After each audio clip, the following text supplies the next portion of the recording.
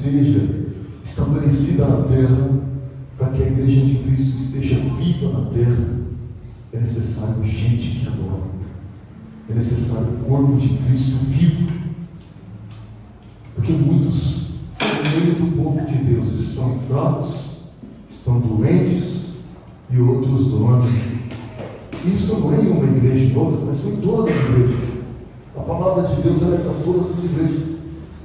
Quando diz que tem muitos fracos e doentes e muitos que dormem, é porque isso acontece no nosso meio. E olhar para essa palavra é pensar assim: como é que está a minha vida? Como é que está meu coração? Se eu estou fraco, não tem problema, eu vou pedir para Deus fortalecimento. Senhor, fortalece a minha vida. Eu vim para a tua casa, estou aqui, já adorei, já clamei o Senhor dizendo que Ele é santo.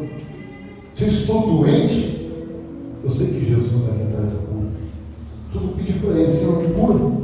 Se a doença é na alma, cura a minha alma, cura o meu interior. E se eu estou dormindo, eu posso clamar ao Senhor e falar: Senhor, assim como a tua palavra diz, desperta-te tu que dormes. Eu quero despertar, eu quero acordar. E queridos, o momento de ouvir a palavra de Deus é o momento de despertamento. Nós precisamos estar ligados. Em todo momento do culto nós temos que estar ligados. Mas este momento é especial. Nós precisamos estar ligados ao trono da graça. Precisamos estar ligados para ouvir o que Deus tem para falar. Sabe o que precisa para Deus falar aqui agora? Através de um simples homem como eu sou, e como vocês são, homens e mulheres, só precisa que vocês creiam, e precisa que vocês peçam ao Senhor: independente do que for, traz a tua palavra. Porque nós queremos, nós desejamos, estamos aqui ansiosos pela tua palavra. E se você pedir isso, você vai receber, porque o Espírito Santo vai vir no nosso meio, vai inspirar, vai trazer a mensagem que precisa ser pregada, precisa ser plantada, a semente que precisa dar fruto, que você precisa e eu preciso. Vamos ler a palavra de Deus. Romanos, capítulo 8, versículo 6. Romanos, capítulo número 8, e o versículo de número 6. E nós vamos meditar na palavra de Deus.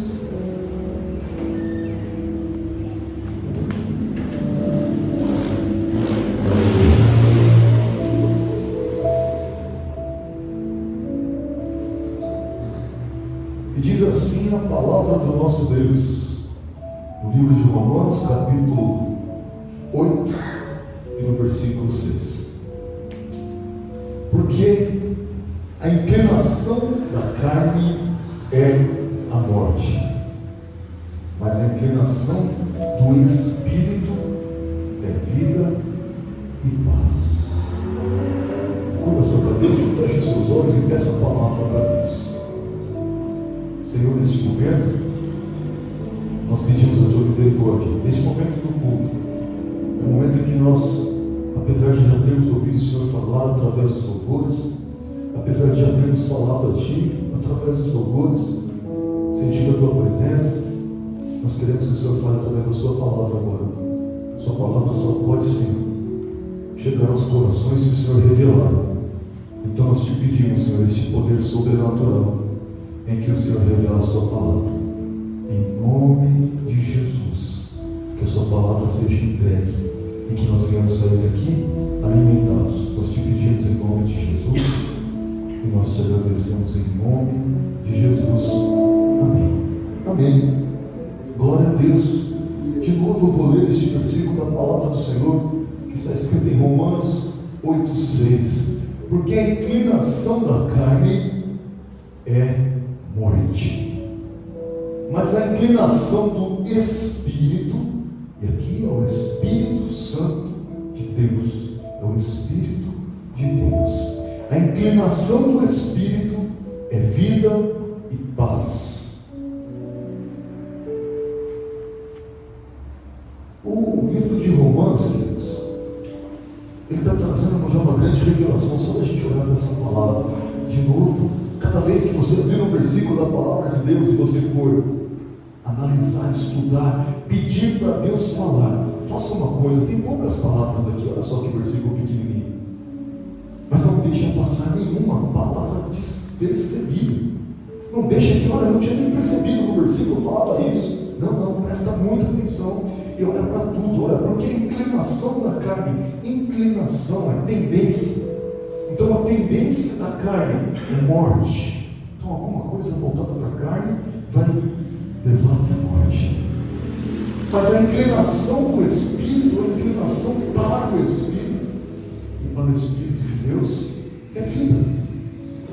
E não apenas vida, porque quando a palavra de Deus ela diz vida, ela está falando vida mesmo, vida em abundância. Está falando em vida eterna, vida para sempre, vida para toda a eternidade. Mas não é só uma vida comum, é uma vida que é complementada por nós. Sabe aquilo que a sua alma procura desde o primeiro dia em que você nasceu até hoje? O nome disso é paz. Tudo que alguém procura, tudo que alguém persegue nessa vida, no final das contas vai parar nessa palavrinha aqui, né? Que é 3 letras. Quem quer mudar de casa, trocar de carro, comprar alguma coisa, ter dinheiro, ter um trabalho, ter carreira, fazer alguma coisa aí, eu não sei, seja o que for, ter uma família, casar, ter filhos, não importa o que a pessoa queira, ela está buscando uma sensação de paz. O que ela quer é um refrigério ali na alma que vai trazer paz para ela. Só que essas coisas que o mundo oferece, ela traz de verdade um pouquinho de paz. Você pode preparar uma xícara com um chá bem gostoso, pegar uma poltrona, se você tiver uma poltrona, sentar ali com aquele chazinho, ficar ali bem no silêncio, então ouvindo só um piano assim gostoso, igual vocês estão ouvindo assim, assoprando aquele chazinho ali, bebendo de noite em algum lugar, olhando o pôr do sol, ou nascer do sol de manhã, ou fazendo uma caminhada assim, sentindo paz, é possível. Dá para sentir paz com algumas coisas daqui. Só que essa paz ela é passageira. Você está em paz, daqui a pouco vem alguém e te atribula, pronto, ela já foi embora. Já era a paz. Mas a paz que em Cristo dá é diferente, porque Jesus disse assim: a minha paz vos deixo, a minha paz vos dou. E a minha paz eu não dou para vocês como o mundo dá, é diferente. A minha paz vos deixo, a minha paz vos dou. Nós estamos aqui porque nós acreditamos que a paz que Jesus tem para trazer para nós, para as nossas vidas, é algo permanente, algo que vai nos trazer alegria, conforto, tranquilidade na alma. E é isso que a palavra de Deus pode fazer por nós. E se nós cremos, nós vamos receber isso da palavra do Senhor nessa noite. Irmãos, este capítulo de Romanos, capítulo 8, nós vamos perceber, quando vocês forem estudar ele, que o primeiro versículo deste capítulo ele fala sobre condenação. E de repente a palavra começa a dizer assim: nenhuma condenação há para aqueles que estão em Cristo Jesus. Olha só, quando a gente pensa, meu Deus, eu estou sofrendo alguma coisa na minha vida, eu estou pagando um preço, aconteceu essa coisa ruim comigo porque eu devo ter feito alguma coisa, algum karma, sei lá, porque tem crente que acredita nessas coisas. Só que a Bíblia ela diz assim, nenhuma condenação há para os que estão em Cristo Jesus.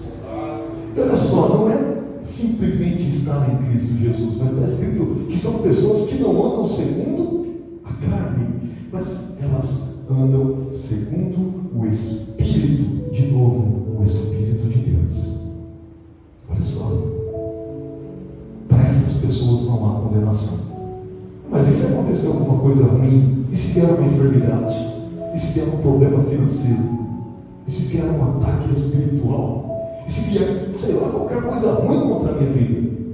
Eu vou me lembrar da palavra de Deus que diz: não é condenação. Você não está condenado a nada. Isso só veio para que você pudesse vencer, pisar, pisotear, passar por cima, usar as forças que você tem. E a palavra de Deus vai falar: embora isso aconteceu comigo, não vai me bater. Eu vencerei essa luta em nome de Jesus. E olha só, porque você vai declarar para o inferno e para Satanás: eu não sofro nenhuma condenação, porque eu estou em Cristo Jesus. E através desta palavra, eu não ando segundo a carne, eu não vivo segundo a carne, mas segundo o Espírito de Deus. Não há condenação para mim. Olha que maravilha. No versículo 2, de repente, depois de falar falar sobre condenação, e a Bíblia deixando claro que nós não estamos neste grupo condenado, mas nós fomos tirados deste grupo de condenação, porque nós andávamos segundo a carne, mas agora nós mudamos, nós andamos segundo o Espírito. De repente, a palavra de Deus vem falar sobre a lei, olha só, a lei de Deus, porque a lei do Espírito de vida em Cristo Jesus livrou-me da lei do pecado e da morte. Olha o que aconteceu. Existia uma lei que me condenava, e eu era condenado, e não havia salvação, nem chance para mim, nem para você. Mas olha só, a lei do Espírito da vida em Cristo Jesus me livrou dessa lei que também é a lei de Deus, mas que me condenou por causa do meu pecado. Jesus, ele veio e a lei de Cristo falou: olha, apesar dele ter pecado, está pago. Apesar dele ter vivido segundo a carne, está pago o preço. E agora Jesus conseguiu tirar o meu pecado e o seu, e nós podemos andar segundo o Espírito. O versículo 3 começa a dar uma revelação aqui para a gente, ó. Pois o que era impossível à lei, visto que estava enferma pela carne, Deus o fez, enviando o seu Filho em semelhança do homem pecador, como oferta pelo pecado. Dessa forma, condenou o pecado na carne. Olha só. Então preste atenção, quando Jesus veio e quando Deus enviou o seu Filho ao mundo, ele morreu por mim e por você. Mas tem uma lei espiritual que estava acontecendo. Você precisa entender que existem leis espirituais que regem este mundo, o mundo material. E Jesus, ele veio e a lei dele me livrou do pecado. Isso aconteceu, me trouxe para a vida, me deu condições de eu andar segundo o Espírito e não mais segundo a carne. E de repente a palavra de Deus está dizendo aqui que quando Deus enviou o seu Filho ao mundo e ele foi entregue como oferta, o sacrifício vivo, Jesus morto, Cordeiro Santo de Deus sendo ofertado ao próprio Deus, aconteceu uma coisa: ele condenou o pecado na carne. Houve uma lei, e nessa lei houve uma condenação, e nessa condenação foi condenado duas coisas: pecado e a carne. O pecado na própria carne. Aí eu começo a lembrar que de novo, eu estou em carne e ossos, eu tenho carne. E a Bíblia diz que aquele que não comete pecado é mentiroso. Eu também erro, eu também peco. Então, a minha carne e o pecado que possa estar na minha carne está condenado por Cristo. Foi condenado. E olha só o que está escrito: 4. Para que as justas exigências da lei se cumprissem em nós, que não andamos segundo a carne, mas segundo o Espírito. De repente agora a palavra está dizendo: olha, essa coisa de Jesus condenar o pecado que está na sua carne tem uma coisa boa. Está dizendo que vai se cumprir a exigência da lei em mim, em nós.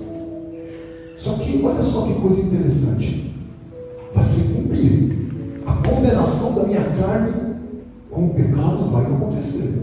Só que tem um porém: eu não ando de acordo com a minha carne, eu ando de acordo com o Espírito de Deus. Então o que acontece? Versículo 5, vamos entender. Os que vivem segundo a carne inclinam-se para as coisas da carne, mas os que vivem segundo o Espírito, para as coisas do Espírito. Eu comecei a perceber agora que não faz diferença se a minha carne foi condenada e o pecado que estava nela também foi condenado, e a condenação é voltar para o pó. Já nem me importa, eu já não sou mais simplesmente um pedaço de carne. Você não é mais isso. Nós somos um Espírito. E quando nós aprendemos por revelação na palavra de Deus que nós podemos andar nessa caminhada, nessa vida de acordo com o Espírito de Deus, parece que a minha carne já não significa muita coisa.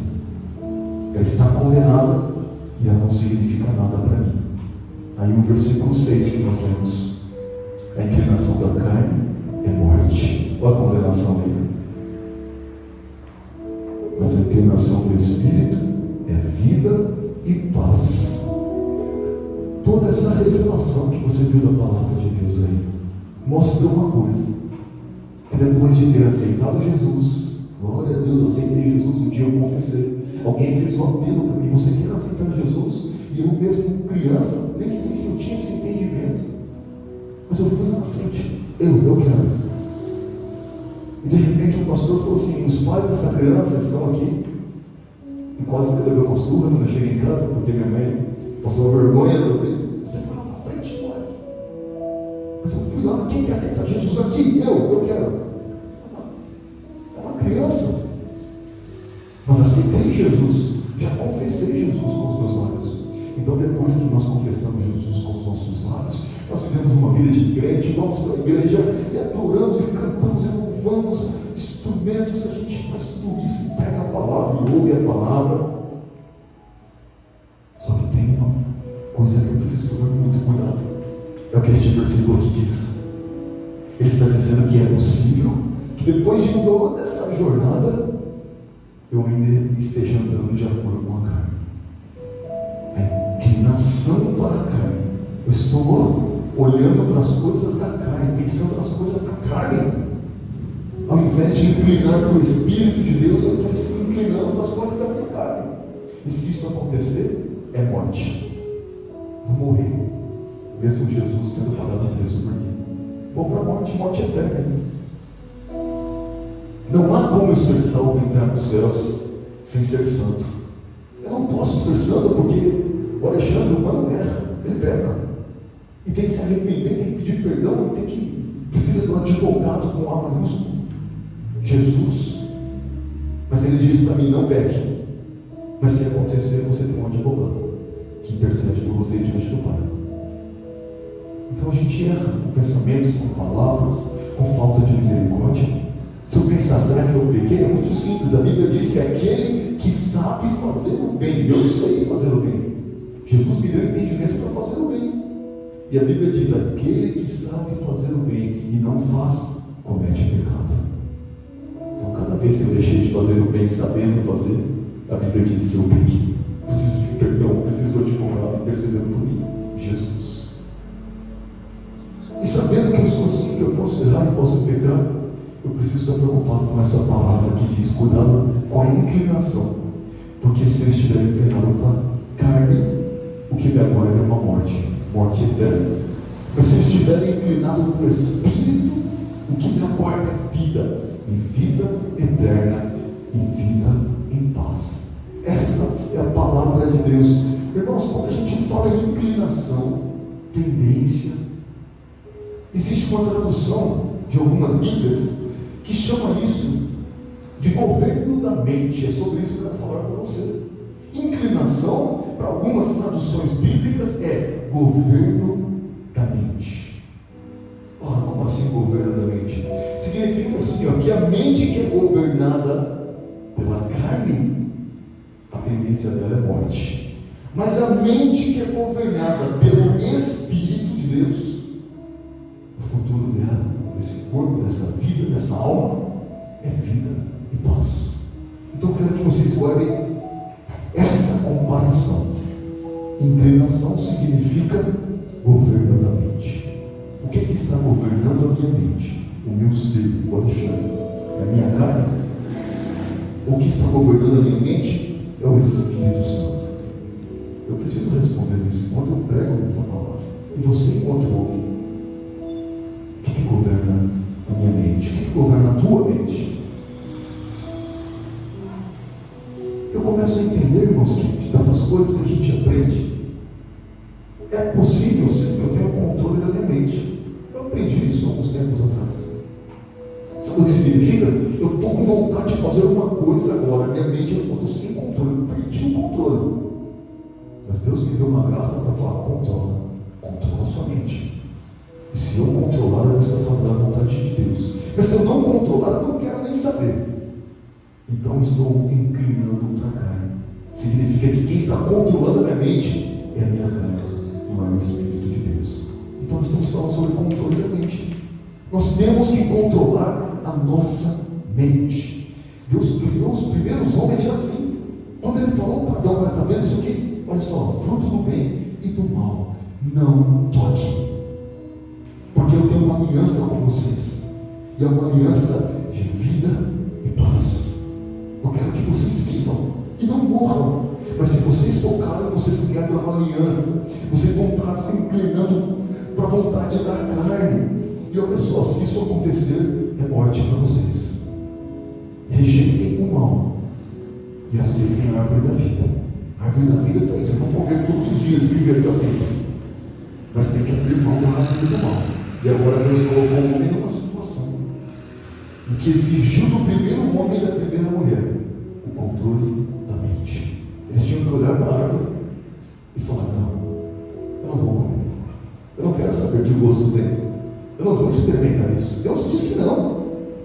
A palavra de Deus disse não. Eu não posso pensar, será que só um pedacinho? Como é que será que é esse negócio?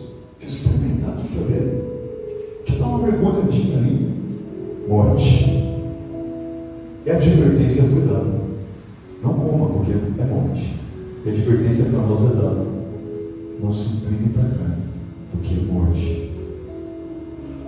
Controle da mente foi o que Deus fez. Mas quando eu penso assim, como é que eu posso controlar a minha mente para que a minha mente seja governada pelo Espírito de Deus? Esta é a grande pergunta. Como nós vamos fazer para controlar a nossa mente de modo que a nossa mente seja governada pelo Espírito de Deus? A Bíblia tem que responder. Eu não posso responder nada, vocês também não podem imaginar, mas a Bíblia sim. A Bíblia pode trazer a resposta. E nós vamos meditar para tentar achar essa resposta. Como é que eu faço para que a minha vida seja constantemente uma inclinação do Espírito, uma tendência a agir conforme o Espírito, a ter uma mente que é totalmente governada e direcionada pelo Espírito? Como, Senhor?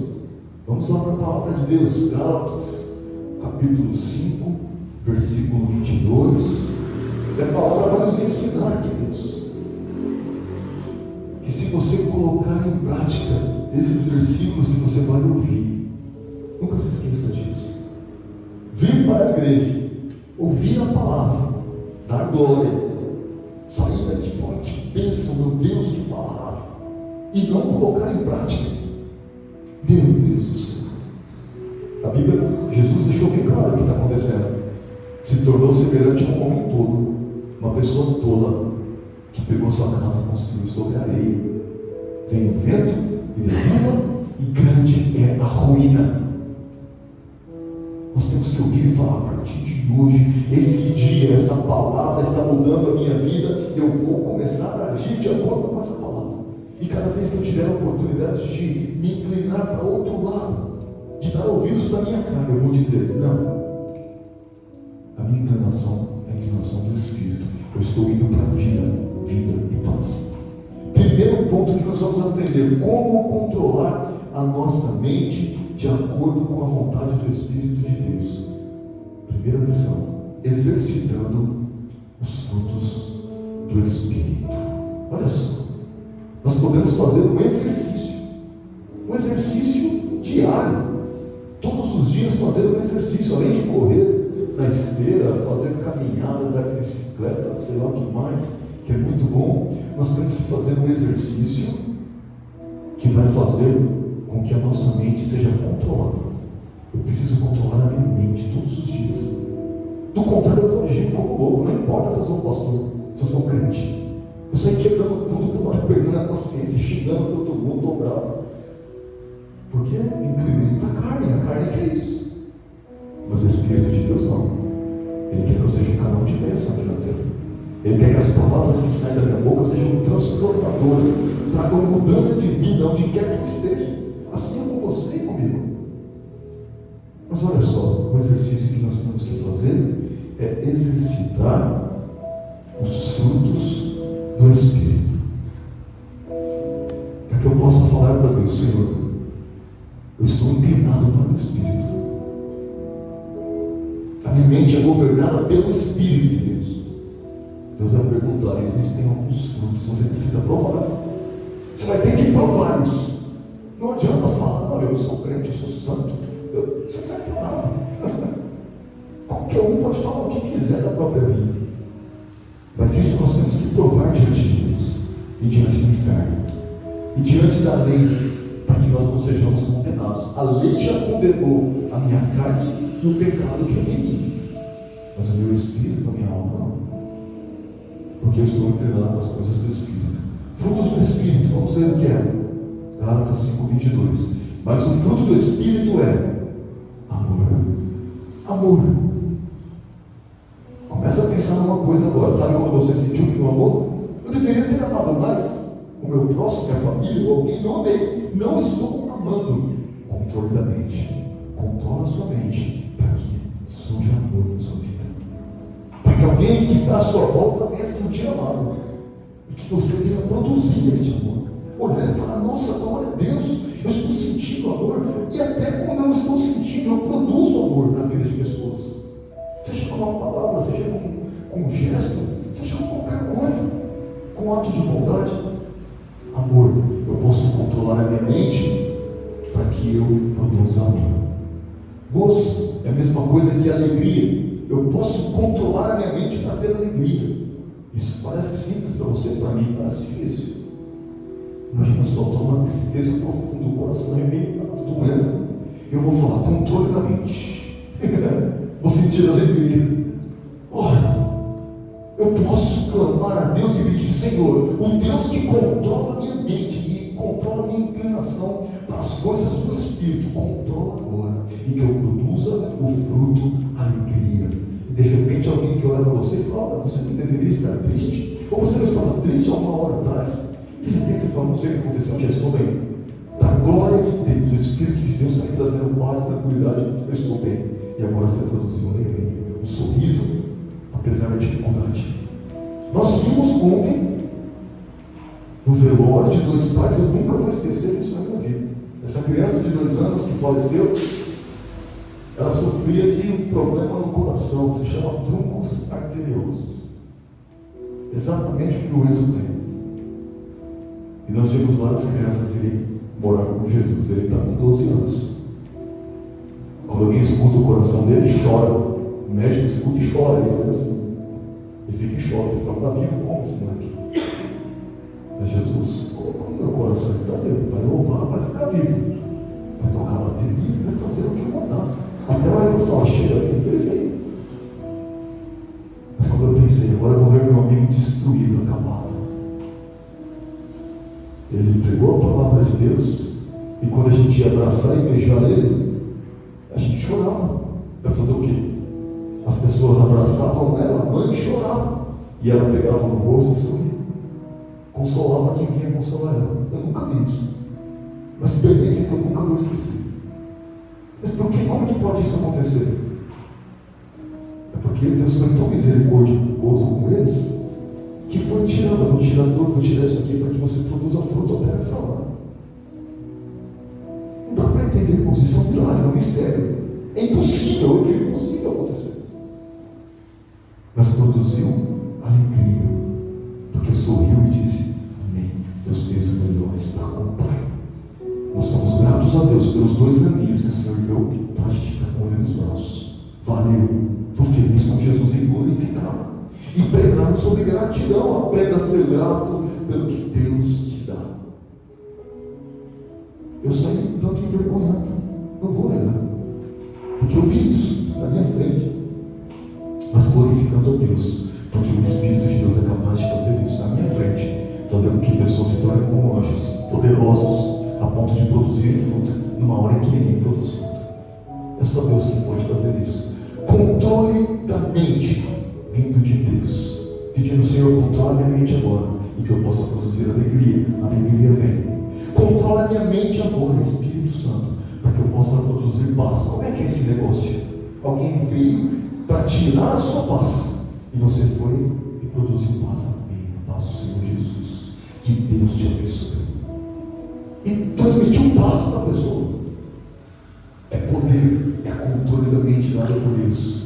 Longanimidade, paciência.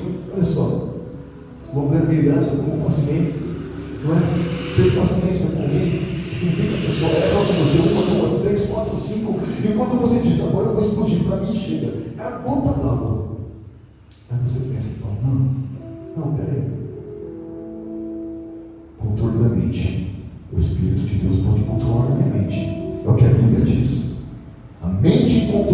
pelo Espírito é vida e paz. Então, vou produzir paciência, benignidade, ser benigno, mente voltada para a benignidade, para a bondade. Ser bondoso. Quem que é bom nessa terra? Se Jesus olhou para ele mesmo e falou: não há ninguém bom, nem ele. Ele disse: só o Pai é bom. Porque apesar de ele se entregar pela minha vida e pela sua vida, quando ele comparou com a bondade do Pai que entregou o único filho, ele falou: não, bom mesmo Pai, eu me entrego por vocês, mas o que o Pai está fazendo de entregar o seu filho, só ele é bom. Mas porque o Espírito que a gente está falando aqui é o Espírito de Deus, nós podemos pedir: Senhor, que o teu Espírito controle a minha mente, para que mesmo quando eu estiver prestes a fazer uma maldade, eu produza bondade. Eu faça isso. Mansidão. Ser manso, como Jesus disse: aprendei de mim, pois eu sou manso e humilde de coração. Alexandre, o irmão Alexandre, tem uma personalidade difícil. Para mim é difícil falar: seja manso o tempo todo. Porque o coração começa a acelerar e bater mais forte. Eu falo: pronto, agora o negócio não vai ficar legal aqui não. Eu trabalho num trabalho que é estressante, mas que eu gosto muito de fazer. E de repente eu falo: nossa, eu estou ficando estressado. E começar a ler a palavra de Deus. A melhor coisa que você tem a fazer. Você pode tomar um copo d'água, você pode ir lá no banheiro, esperar um pouquinho, pedir ajuda para Deus e para o Espírito Santo, para que haja controle na sua mente e você consiga falar o que você tem para falar, fazer o que foi confiado a fazer, mas com mansidão, não com gritos, não com brabeza, com mansidão, com tranquilidade. Eu não posso fazer isso, mas o Espírito de Deus que rege a minha mente, Ele faz. Eu só tenho que pedir: Espírito Santo, controla a minha mente, me direciona e faça com que eu produza o fruto do Espírito: mansidão. E temperança significa o autocontrole. O autocontrole é difícil também. Para algumas pessoas é mais fácil da personalidade, mas para algumas é mais difícil. Então você chegar e falar assim: eu vou ter que me controlar agora? Ora, é muito difícil, você vai ter que se preparar antes. Mas não deu tempo de se preparar, e agora? Perdeu o controle. Esse é um fruto que não vem de Deus. Perder o controle é coisa de Satanás. Por quê? Autocontrole, a mesma coisa que temperança. É o Espírito de Deus que dá essa dádiva para a gente. Quando a gente pega o Espírito Santo, rege, controla a minha mente, dirige a minha mente e faça com que eu produza o autocontrole. Alguém olhou e falou: puxa, olha como você controlou bem. E você fala: glorifico a Deus, porque de mim mesmo eu não poderia. Mas o Espírito Santo de vida e de paz, Ele veio sobre a minha vida e me deu essa graça, esse poder, eu consegui me controlar. Glória a Deus. É maravilhoso viver isso. Segunda lição, depois que nós aprendemos sobre exercitar os frutos da fé, está lá em Provérbios 6,16. Eu entendi que eu não preciso viver de acordo com a minha carne e nem com a minha personalidade. Eu tinha uma coisa na minha cabeça, irmãos, que eu ouvia quando era criança. Por isso tem que tomar muito cuidado, os pais que falam aos seus filhos, aos seus netos, que tomam muito cuidado. E eu ouvia sempre, na verdade, colocaram um apelido em mim, que era o nome do meu avô. As pessoas falavam assim: ó, tá aí o meu avô se chamava Antônio, aprendendo, não sei porquê, na Gardina, alguma coisa assim. Falava na Gardina ali. Falava que eu era o meu avô, neto do seu avô. Mas de tão bravo que era. Se não fizesse o que eu queria, quebrava tudo mesmo, batia a cabeça no chão, protestava feio. E aí eu ouvia essas coisas assim: olha, o sanguinho. É o sanguinho, puxou o sangue ruim do vô. E eu sou filho, eu puxei o sangue ruim do meu vô. Aí vou ver o vô do outro lado. Não, é sangue também. Quando a sangue puxava a arma e falava o meu do bola. Eu falava: opa, dos dois lados eu puxei esse sangue ruim aqui. Eu coloquei na minha cabeça: eu sou assim, eu sei porque é meu DNA. Eu sou bravo, eu sou cruel, eu sou ruim mesmo. Só Jesus para ter misericórdia. Até o dia em que Jesus falou tão claramente para mim: o sangue que corre nas suas veias é o meu sangue. E na hora ele me fez lembrar da Santa Ceia do Senhor. Olha, Deus me fez lembrar, você participa da Santa Ceia do Senhor. Não há DNA que controla a sua vida. Não existe hereditariedade que controla a sua vida. Personalidade. Tudo isso é maldição hereditária. Você está liberto. Eu estava liberto. E a partir de hoje, quando alguém fala, sua família e tal, é meio sangue, eu falei, não, isso aí ficou lá com eles. Sabe por quê? Aqui, nas minhas veias corre o sangue daquele que morreu por mim. Jesus, Ele que derramou o seu sangue e falou, tomai, bebei, este é o meu sangue derramado por vós. Agora eu tenho o sangue de Cristo. E a carne de Cristo. Eu estou ligado no corpo dele. Pronto, meu corpo agora não é esse corpo aqui só. Essa carcaça que vocês estão vendo aqui. Eu estou ligado no corpo do santo de Jesus. Aquele que é santo e poderoso. Então minha carne mudou. O meu sangue mudou. Minha personalidade. Não. Eu aniquilo. Eu piso nela, me esmago e ensino a obedecer a Cristo. É isso que a Bíblia nos manda fazer. Depois que eu aprendi a exercitar os frutos do Espírito, precisamos aprender a nos afastar da maldade. Irmãos, tem coisa que Deus odeia. Tem muita coisa errada que a Bíblia ensina que não pode fazer. É muito. Do mesmo jeito que a Bíblia ensina, faça isso e aquilo, ela ensina, não, faça isso e aquilo. Mas o que está escrito em Provérbios 6,16 não é só uma coisa errada. É uma coisa que Deus não suporta, não tolera, Ele odeia. Você pode pensar, Deus é amor. Deus odeia alguma coisa? Deus odeia algumas coisas. E Deus odeia quem faz essas coisas. Você imagina alguém sendo odiado por Deus? Tem que tomar muito cuidado. Vamos ver o que a palavra diz. Estas 6 coisas aborrece o Senhor, e a 7ª a sua alma abomina. Tem que olhar para essas coisas agora, meu Deus.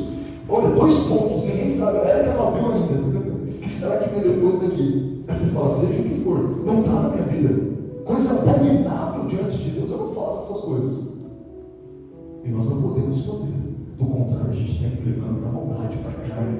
Vamos ver o que é, pode abrir. Olhos altivos. Sabe o que é olhos altivos? É olhos que têm orgulho. Sabe quando a gente olha para alguém e se sente melhor do que a pessoa? Eu não sou como esse, eu sou melhor. É uma das coisas que Deus odeia.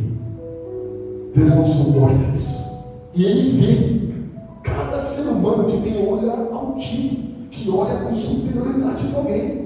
Eu sou melhor, eu sou acima. Olha de cima para baixo. Está fazendo algo que Deus odeia. Segunda coisa que Deus odeia, língua mentirosa. Esqueceu e mentiu, faltou com a verdade, não foi sincero. Deus odeia essas coisas, é grave, não é um mandamento simples. Olha, evitem isso aí, irmãos. Não, Deus odeia e abomina mãos que derramam sangue inocente, atacaram alguém inocente, seja por amor, seja para derramar o sangue, seja por uma tentativa. Deus odeia quem faz isso. O coração que maquina pensamentos perversos. Olha só, esse é interessante, porque é uma pessoa que não chegou a praticar maldade, mas olha, o controle da mente dela está inclinado para a carne, e a mente dela, ou seja, o coração dela, está planejando fazer o mal, constantemente, maquinando um pensamento que é perverso, perversidade. Ele fica pensando, agora eu vou fazer isso, eu vou fazer aquilo, eu vou fazer aquilo. E quando ele fica nessa daí, ele está inclinado para uma coisa que Deus odeia. Deus enxerga o coração que maquina a perversidade, mesmo que não pratique, está sendo odiada essa coisa dentro do coração.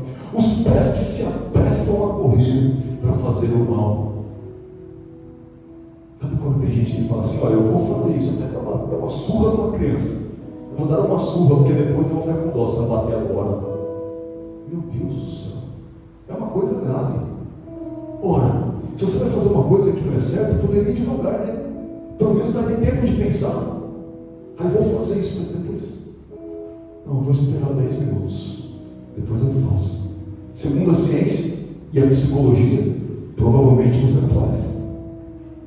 Por isso que quando alguém comete um crime, é diferente a penalidade para alguém. O cara chegou, brigou no trânsito, puxou a arma e atirou. Ele tem uma pena. Mas se ele foi para casa, pegou a arma, carregou e atirou e matou alguém, é outra coisa, é outra pena. Porque ele teve tempo para pensar. Quando alguém se apressa, vou fazer logo esse mal aqui. E corre para poder fazer. Só nesse plano de fazer o mal. Está numa cilada de ódio de Deus. Deus odeia essas coisas. E o que semeia, a testemunha falsa que profere mentiras. Sabe o que é testemunha? É diferente de mentira. É ser falso testemunha. É pior que mentir. É chegar e falar, não, eu vi, foi assim e tal. E começou a contar uma história e falando um relato. Não, eu sou testemunha disso, que é uma mentira. É tão grave, irmãos. Alcançar a abominação, vira uma abominação diante de Deus. Vira igual Satanás, o demônio. É grave. E aquele que semeia contenda entre irmãos. Essa é a sétima coisa aqui. É o que semeia contenda entre irmãos. Quando Deus criou dois irmãos, para viver em paz, os dois em amizade, harmonia. E se alguém falar no meio dos dois irmãos e falar, vou colocar briga entre eles. Essa é a sétima coisa, abominável diante de Deus. Eu preciso me preocupar com isso. Eu preciso saber, eu estou produzindo o fruto do Espírito, glória a Deus. Mas eu preciso saber, existem algumas coisas que Deus odeia e que me afastam dele, que fazem com que eu jamais possa me chegar ao Espírito de Deus e pedir para ele, controla minha mente. Se eu praticar essas coisas, minha mente já está controlada pelo demônio, por Satanás, pelos seus anjos, pela minha carne, que leva à morte. Então, depois que eu aprendi que exercitar os frutos do Espírito é uma maneira de controlar a minha mente, para que ela esteja de acordo com a vontade do Espírito de Deus, exercitar os frutos do Espírito é importante, mas se afastar da maldade é tão importante quanto. Teve a chance de entrar nessas coisas, passa longe comigo não. Eu não sou assim, jamais. Ela está querendo dar uma de bonzinho agora? Eu não sou bom, bom sou Deus. Mas o Espírito de Deus que age em mim e controla a minha mente, dirige a minha mente, é Ele quem me direciona para não fazer isso. Eu não vou fazer. E agora nós vivemos em santidade com Deus. Último ponto, também é muito importante, quero que você memorize isso. Colossenses, capítulo 3 e versículo 1. A Bíblia já me ensinou que eu posso produzir frutos que vão fazer com que a minha mente esteja plenamente controlada pelo Espírito de Deus. A Bíblia já me ensinou que algumas atitudes de maldade eu posso abandoná-las na minha vida e não passar nem perto delas, para que a minha mente seja controlada pelo Espírito de Deus. E por fim, Colossenses 3:1, a palavra ensina que a minha mente, para ela ser controlada pelo Espírito de Deus, ela precisa estar ligada no céu. Não basta eu falar, vou fazer coisas boas, vou produzir coisas boas, não vou me inclinar para a minha carne, não basta. No que eu penso? O que passa pela minha cabeça? Se eu penso só nas coisas da terra, a minha mente vai ser governada pela minha carne. Mas se eu penso nas coisas do céu, a minha mente vai ser governada pelo Espírito de Deus. Então a gente precisa tomar cuidado com o que a gente pensa. Versículo 1. Portanto, se já ressuscitastes com Cristo, buscai as coisas de cima, onde Cristo está assentado, à destra de Deus. Então presta atenção. Eu posso buscar coisas de baixo e posso buscar coisas de cima. Eu posso buscar coisas da terra e eu posso buscar coisas dos céus. Mas a Bíblia está ensinando, se você já ressuscitou, irmãos, eu preciso ter certeza, convicção na minha vida, que eu morri, que minha carne morreu, que já não importa essa condenação que Cristo está trazendo sobre a minha carne e sobre o pecado, porque a minha carne está morta. Eu já me declarei morto para este mundo, mas agora eu vivo pelo Espírito. Eu ressuscitei. Olha só o que a Bíblia está dizendo. E A Bíblia está dizendo aqui, se você realmente ressuscitou com Cristo, então busca primeiro as coisas que são de cima. Busca só as coisas que são de cima. Aonde é em cima? Que lugar é esse em cima? É o lugar onde Cristo está sentado, à destra de Deus. Existe um lugar onde tem um trono. Deus está sentado no seu alto e sublime trono. À direita de Deus está Cristo Jesus, sentado também no seu trono, intercedendo por mim e por você. E eu preciso buscar as coisas que estão lá. Eu preciso pensar, o meu pensamento, a minha busca, a minha sede, aquilo que eu quero, aquilo que eu espero. Imagina só se eu ficar assim, eu estou esperando uma coisa aqui na terra, carreira, dinheiro, sucesso, um monte de coisa, e vai ficar tudo aqui. E esqueci de pensar no trono. Eu pensei no trono de Deus pela vez na minha vida. Mas a Bíblia está dizendo, se eu quero que a minha mente esteja inclinada para as coisas do Espírito, eu preciso pensar nas coisas que são do alto. Alto é o céu é onde Deus está com Cristo, assentado no seu trono. Versículo 2: pensar nas coisas que são de cima e não nas da terra. Por quê? Olha só. 3: porque já estáis mortos, e a vossa vida está escondida em Deus. A Bíblia está completando e dizendo a verdade, isso eu estou morto. Se alguém chegar e falar assim para mim, escuta, Alexandre, como é que você aguentou isso? E não virou um tapa na cara dele. Eu falo, sabe como é que foi? Ele falou assim, fala para mim, como é que você conseguiu? Eu falo, não é porque eu estou morto. Eu sou fala, ai credo, você está morto? Como assim? Eu falo, não, estou morto. A minha carne está morta. Eu sou um espírito agora. Eu vivo de acordo com a vontade do Espírito. Sabe, a minha carne, ela está morta, então a minha mente não tem como ser controlada pela minha carne. Ela morreu. A minha mente é controlada pelo Espírito. O Espírito de Deus. É por isso que eu consegui fazer isso. Não foi por eu ser alguma coisa, mas é porque o Espírito de Deus teve misericórdia de mim, me ajudou, agiu em mim, e agora tudo deu certo. E a Bíblia está dizendo, porque vocês estão mortos, e a vossa vida está escondida com Cristo em Deus. Versículo 4: quando Cristo, que é a nossa vida, se manifestar, então também vós vos manifestareis com Ele em glória. Olha que coisa linda, irmãos. Pensar nessas coisas é estar ligado nos céus. Estou produzindo o fruto do Espírito. Estou abandonando tudo aquilo que Deus abomina e aborrece, pecado, as coisas que Deus odeia. Eu estou com o meu pensamento ligado em Cristo Jesus. Estou pensando em mim como alguém que já morreu, mas que em Cristo ressuscitou e que vive uma nova vida, um novo ser, uma nova pessoa que nasceu de novo. Eu vivo com Cristo. E agora, por causa disso, eu tirei uma boa parte do meu dia, do meu tempo, para pensar nas coisas que são dos céus, do alto. Quando eu estarei lá, imaginando o lugar como é, quando eu vou chegar lá, quando eu vou abraçar Jesus, pensando no trono e no poder. Quando alguém fala, olha, está tendo guerra, alguém soltou um míssil, será a terceira guerra mundial? Olha na minha mente, Deus governa todas as coisas do seu alto e sublime trono. Ele tem que governar. Ah, mas se alguém